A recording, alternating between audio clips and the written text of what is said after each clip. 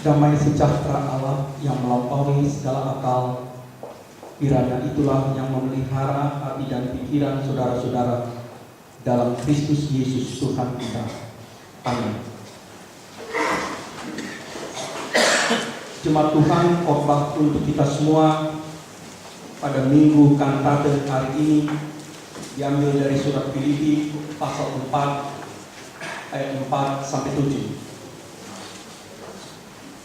Filipi pasal 4 ayat 4 sampai 7, demikianlah bunyinya. Bersukacitalah senantiasa dalam Tuhan. Sekali lagi kukatakan, bersukacitalah. Hendaklah kebaikan hatimu diketahui semua orang. Tuhan sudah dekat. Janganlah hendaknya kamu khawatir tentang apapun juga, tetapi nyatakanlah dalam segala hal keinginanmu kepada Allah dalam doa dan permohonan dengan ucapan syukur. Damai sejahtera Allah yang melampaui segala akal akan memelihara hati dan pikiranmu dalam Kristus Yesus. Sampai demikian bacaan kita. Saudara-saudara, kita hidup di dunia yang tak sempurna. Kita hidup di negeri yang begitu banyak masalah.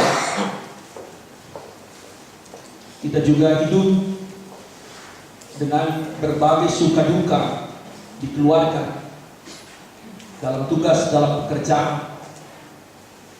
Dan kita juga hidup di sebuah gereja yang sepanjang sejarahnya penuh dengan dinamika dan kadang-kadang juga konflik, pertengkaran.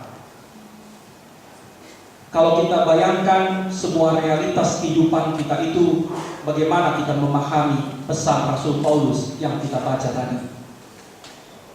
Di tengah-tengah berbagai tugas, beban, tanggung jawab, di tengah hubungan kita masing-masing, bagaimana kita memahami pesan Paulus tadi?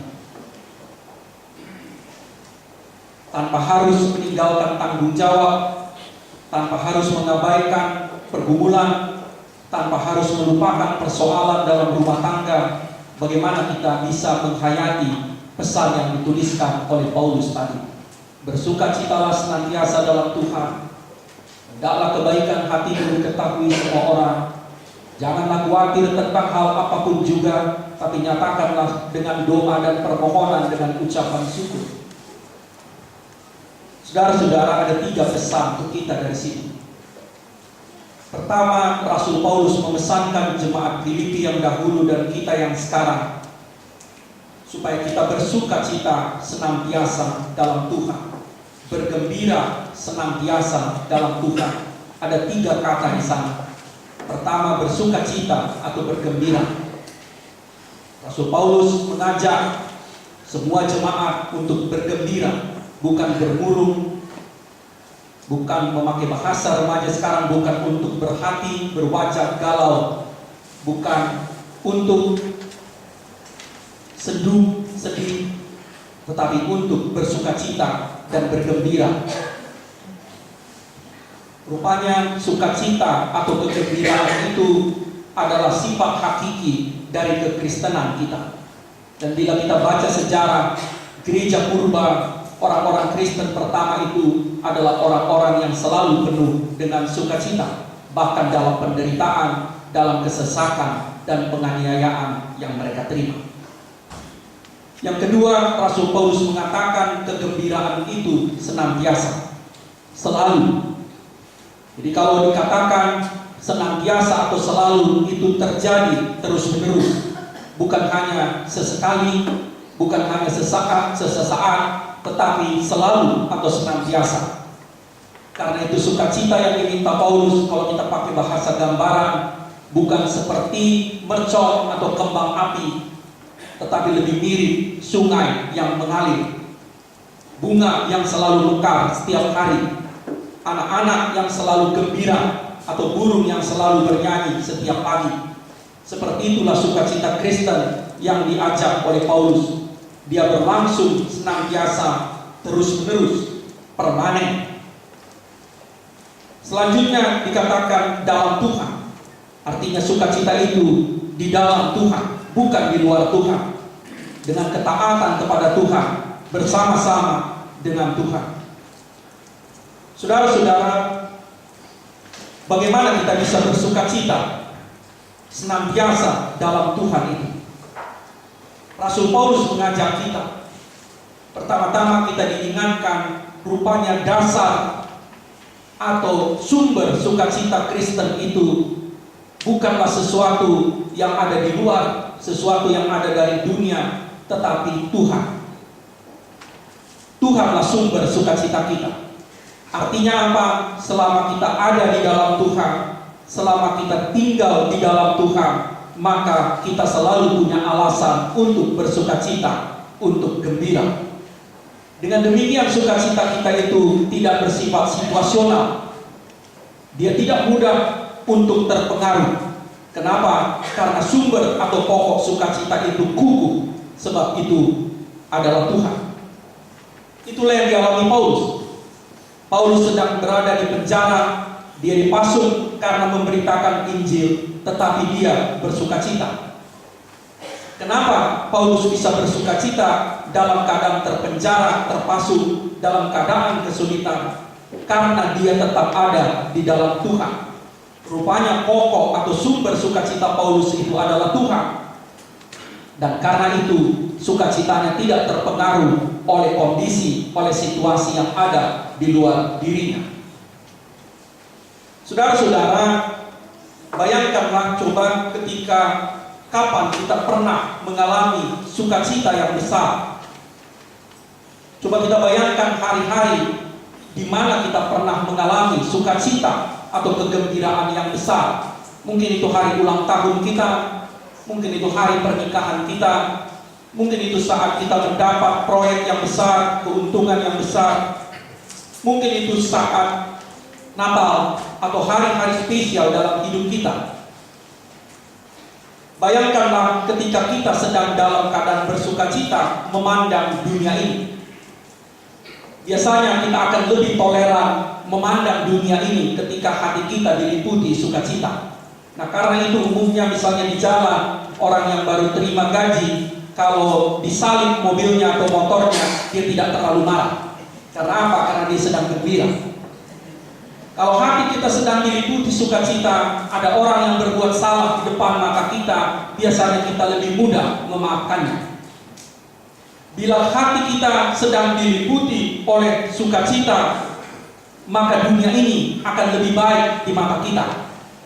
Tetapi coba bayangkan kita sedang jengkel, kita sedang susah, maka semua negara ini, gereja ini, semua akan kita lihat salah. Nah, karena itulah kita diajak oleh Rasul Paulus bukan hanya bersukacita pada saat kita ulang tahun, pada hari pernikahan, pada saat Natal, pada saat dapat proyek atau gaji, tetapi setiap hari atau senantiasa. Supaya apa? Bila kita bersukacita setiap hari senantiasa, kita akan lebih melihat dunia ini lebih baik. Kita akan lebih mudah memahami dan memaafkan orang lain. Kita juga akan lebih semangat dan kita akan lebih bekerja keras lagi. Kenapa? Karena hati kita sedang gembira. Saudara-saudara, dari Injil, dari surat yang kita baca tadi, kita menemukan ada 3 rupanya bentuk sukacita yang bisa kita alami. Pertama, bentuk atau tingkat sukacita yang paling rendah adalah bila kita menerima sesuatu. Kalau kita menerima sesuatu, menerima hadiah, menerima gaji, menerima keuntungan, menerima bentuk perhatian, kita akan gembira, kita akan bersukacita. Jadi kalau ada orang menerima hadiah tidak bersukacita, tentu itu keterlaluan. Karena apa? Karena kita bersukacita pada saat menerima, dan itu manusiawi, itu wajar. Kita juga bersukacita menerima berkat-berkat Tuhan dalam hidup kita. Tetapi saudara-saudara, itu baru tingkat pertama dari sukacita kita, tingkat yang paling rendah. Ada tingkat sukacita yang lebih tinggi dari itu. yaitu sukacita yang kita peroleh ketika justru bukan menerima, tetapi memberi atau mengasihi. Ketika kita berhasil memberikan sesuatu yang terbaik dari hidup kita, dari diri kita. Ketika kita mengasihi seseorang, ketika kita memberikan perhatian kita sungguh-sungguh kepada orang lain, maka bukan hanya orang yang menerima hadiah, kasih, pemberian dari kita yang bersukacita, tetapi juga kita yang memberikannya. Itulah yang dikatakan Paulus, sukacita memberi jauh lebih besar dari sukacita menerima. Bukan berarti kita tidak boleh lagi menerima. Silakan menerima, silakan meminta berkat Tuhan dan menerimanya. Tetapi ada sukacita yang lebih besar, yaitu sukacita ketika kita mau dan mampu untuk memberi, untuk mengasihi orang lain. Tapi ada lagi sukacita yang lebih dalam dari situ, lebih kuat, yaitu sukacita ketika kita mau bersama-sama dengan Kristus memikul salib kebenaran. Orang-orang yang mau memikul salib kebenaran juga akan bersukacita. Dan itulah yang dialami Paulus, itulah yang dialami oleh para nabi, itulah yang dialami oleh Tuhan kita, Yesus. Memikul salib, menderita, tetapi bisa tetap bersukacita. Itulah yang dialami oleh kawan-kawan kita di beberapa jemaat HKBP yang sekarang sedang dikejar-kejar, dihambat. Mereka tetap bersukacita. Rupanya ketika kita mau memikul salib Tuhan, ketika kita mau memikul penderitaan demi iman, demi kebenaran, maka kita juga akan bersukacita. Kita tidak akan kehilangan sukacita kita. Jadi salib itu tidak membuat kita kehilangan sukacita kita. Dan sukacita karena memikul salib itu jauh lebih kuat dari segala sukacita yang ada. Dia bahkan tidak bisa dirampas oleh dunia ini. Kita boleh secara fisik menderita, tetapi ketika kita beriman kepada Tuhan dan rela menderita demi iman kita, demi kebenaran kepada Tuhan, maka sukacita kita yang kita peroleh karena itu tidak bisa dirampas oleh dunia ini. Sebab itulah Paulus mengatakan dari dalam penjara, dari keadaan terpasung, Rasul Paulus menuliskan suratnya, bersukacitalah dalam Tuhan. 9 kali dalam suratnya, dalam surat Filipi, surat penjara itu, dia mengajak jemaat Filipi untuk bersukacita.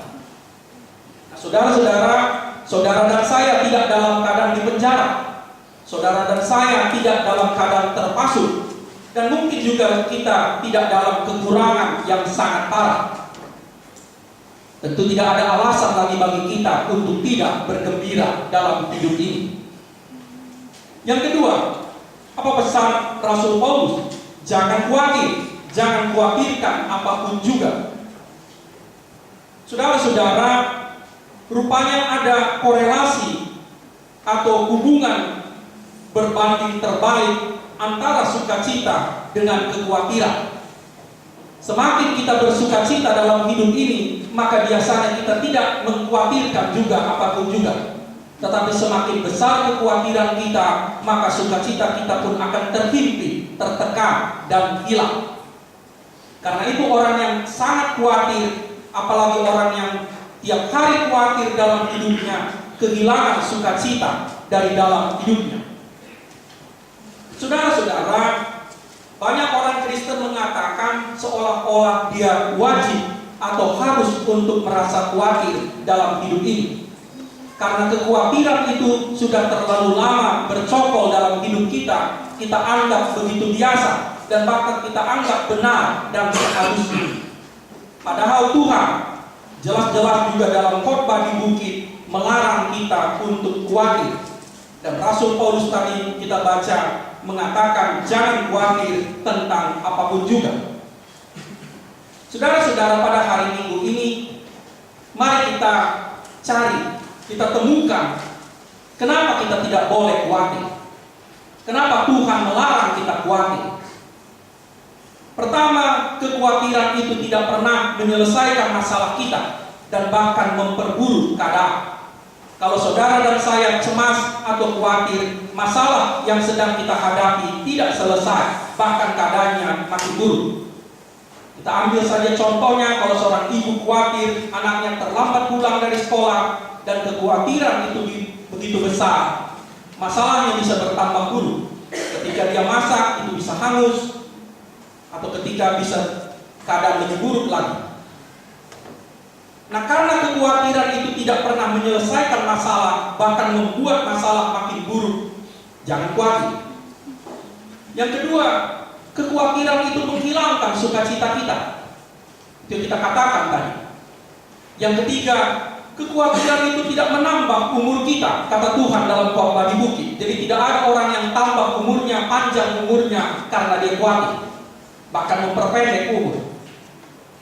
Yang terakhir, dan ini yang paling penting, kekhawatiran itu sebetulnya sikap anggap remeh, sikap pandang enteng, sikap underestimate terhadap kuasa Tuhan. Jadi orang yang khawatir sebetulnya di dasar batinnya dia menganggap rendah Tuhan. Seolah-olah Tuhan itu ada tapi tak berdaya. Jadi orang yang khawatir, saudara-saudara yang selalu khawatir dalam hidup ini, sebetulnya mau mengatakan dalam hati tanpa sadar, Tuhan itu ada tapi dia tidak berkuasa. Karena itulah sikap khawatir itu sebetulnya sikap memandang rendah Tuhan. Dan karena itu kekhawatiran itu dosa. Baiklah kita katakan kepada diri kita masing-masing, kekhawatiran itu pada akhirnya adalah dosa. Bahkan dosa besar. Kenapa dosa besar? Karena kita menganggap remeh Tuhan kita. Nah, karena itu jangan lagi ada yang mengatakan, ya saya percaya tapi persia doa dituhani alai. Kata tetapi itu sebaiknya tidak terlalu sering digunakan dalam hidup iman kita. Nah saudara-saudara, Tuhan mengajak kita jangan khawatir. Nah kalau begitu pertanyaannya yang selalu ditanyakan orang, bagaimana caranya saya supaya tidak khawatir? Tentu jawaban yang paling pendek tapi mungkin agak sedikit menjengkelkan, ya jangan khawatir. Persis seperti orang yang selalu bertanya bagaimana cara saya berhenti merokok, ya jangan merokok. Bagaimana saya nggak khawatir, ya jangan khawatir. Itu jawaban yang paling pendek, tentu walaupun tidak mengenakan, tapi menurut saya itu benar. Yang kedua, Rasul Paulus tadi dalam tulisannya menjawab kepada kita. Ada beberapa hal supaya kita tidak khawatir. Yang pertama, berdoa. Karena itu dia katakan di ayat yang kita baca tadi, janganlah khawatir tentang apapun juga, tetapi nyatakanlah segala hal dalam permohonan. Jadi langkah pertama untuk melawan kekhawatiran adalah berdoa. Karena itu bila saudara dan saya pada satu saat cemas atau khawatir, hentikan sejenak aktivitas, berdoalah kepada Tuhan. Nyatakanlah, serahkanlah kekhawatiran itu kepada Tuhan. Tapi kalau sudah diserahkan, jangan diminta lagi. Jadi kadang-kadang orang begitu, kuserahkan Tuhan rasa khawatirku, tetapi sesudah amin dimintanya lagi kepada Tuhan rasa khawatir itu. Yang kedua, bersyukurlah, kata Paulus tadi. Kita baca di ayat 6. Bersyukur. Rupanya rasa syukur, ucapan syukur itu menghilangkan rasa khawatir. Bagaimana caranya? Ketika kita bersyukur, kita ingat kebaikan Tuhan. Ketika kita bersyukur, kita mengenang semua pertolongan Tuhan. Nah, karena itulah yang menjadi bekal bagi kita. Kalau Tuhan sudah menolong kita di masa lalu, kalau Tuhan menolong kita ketika menghadapi masalah kemarin, tentu Dia akan menolong kita juga menghadapi masalah hari ini. Karena itu rasa syukur itu mampu membuang rasa khawatir kita. Tapi orang yang tak pernah bersyukur, orang yang tak pernah mengenal dan mengakui, tidak pernah mau mengingat kapan Tuhan menjawab doanya, tentu akan dipenuhi dengan rasa khawatir. Yang ketiga, sesudah kita berdoa dan bersyukur, berpikir dan bertindak. Tentu rasa khawatir itu tidak akan hilang bila kita tidak berpikir dan bertindak mengatasi masalahnya. Saudara-saudara, kalau mau ditambah satu lagi, berkomunikasi. Nah, kami hendak memberikan catatan ketika saudara dan saya pada satu saat khawatir, jangan terlalu banyak berbicara kepada diri sendiri. Kenapa? Karena kekhawatiran yang nanti akan makin bertambah. Misalnya Amata atau Inanta tidak pulang, handphonenya entah kenapa mati. Kalau kita bicara sama diri sendiri, pasti semua yang buruk-buruk akan muncul di kepala kita. Nah itu dia Amata. Wasa dipamati handphone. Apa nak horor lu Jadi karena itu, daripada berbicara dengan diri sendiri pada saat khawatir, mending berbicara kepada Tuhan dan kepada sesama. Kenapa? Kalau kita bicara dengan diri sendiri, maka keadaannya akan makin buruk. Mending kita berbicara kepada Tuhan dan kepada sesama. Nah, saudara-saudara yang terakhir sekali, Rasul Paulus mengatakan kepada kita, tenang, percaya. Damai sejahtera Allah yang melampaui segala akal akan memelihara kita. Ini adalah dari sinilah ayat yang selalu dikutip kami para pendeta sebelum menyampaikan khotbah. Ini adalah sebuah berkat, rumusan berkat. Tradisi gereja kita mengatakan bila pendeta berkhotbah mencontoh Tuhan Yesus berkhotbah di bukit, khotbah selalu diawali dengan berkat. Dan berkatnya dikutip dari Filipi ini. Kami ini dibakar nasuburu, siang salur naroha. Nah, jemaat Tuhan, baiklah kita perhatikan dengan seksama di situ, dia pakai kata melampaui, sumur, bukan bertentangan. Damai sejahtera Allah yang melampaui segala akal dan pikiran. Artinya apa? Pakailah semua pikiran, pakailah semua pertimbangan, pakailah semua akal budi kita, tenaga kita menyelesaikan masalah, melakukan tugas dan tanggung jawab, menghadapi pergumulan, tetapi percayalah bahwa Allah yang lebih dari akal dan budi dan pikiran kita akan mengawal, menjaga dan memelihara kita. Nah, karena itu tidak ada lagi alasan untuk khawatir, tidak ada alasan lagi untuk takut dalam hidup ini. Tuhan memberikan kita akal budi, Tuhan berikan kita kemampuan tenaga, Tuhan memberikan kepada kita keluarga, teman dan sahabat. Lebih dari itu, Tuhan menjaga dan mengawal kita. Karena itu, kita tidak punya alasan lagi untuk khawatir, untuk takut dalam hidup ini. Tetapi sebaliknya, kita akan bisa bersukacita dan berkantate setiap hari. Amin. Terima kasih Tuhan. Engkau mengajak kami bersukacita senantiasa dalam hidup ini. Engkaulah pokok keselamatan kami. Engkaulah pelindung kami, sahabat kami. Dan biarlah itu Tuhan yang menjadi alasan dan sumber sukacita kami setiap hari. Karena Tuhan yang baik selalu ada bersama-sama dengan kami. Tuhan, bukalah kami untuk melihat lebih banyak lagi berkat Tuhan dalam hidup kami, kebaikan dan kasih Tuhan, supaya hati kami semakin bersukacita, melimpah dengan kegembiraan. Ya Tuhan,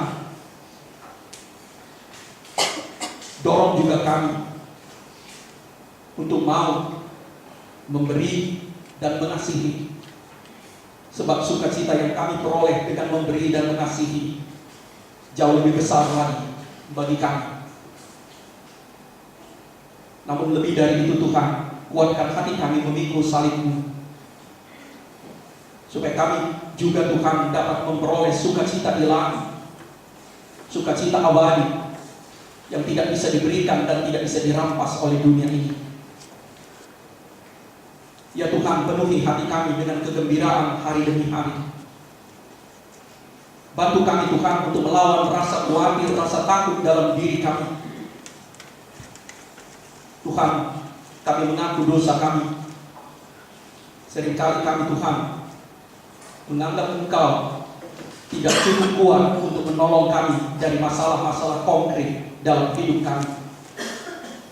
Karena itu Tuhan, buanglah kekhawatiran dari dalam jiwa kami, dan biarlah kami berserah kepada Tuhan dengan penuh iman dan harap.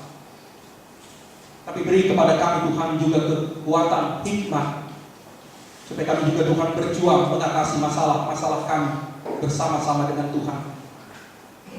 Ya Tuhan, pada akhirnya kami mau biarlah damai sejahtera Tuhan yang melampaui segala akal dan pikiran itu senantiasa menjaga, merawat, dan memelihara kami.